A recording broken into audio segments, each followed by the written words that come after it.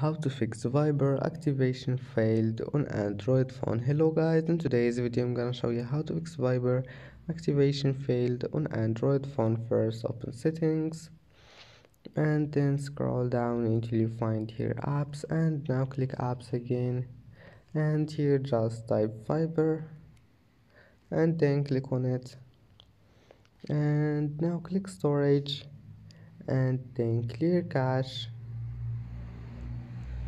and now click here for stop, and then go to permissions, allow all of those permissions here: phone, microphone, camera, call logs. Just click on it and click allow, and that's it. And now just go back and try again, and your problem must be fixed. And that's it for today's video. Don't forget to like and subscribe, and see you in the next video.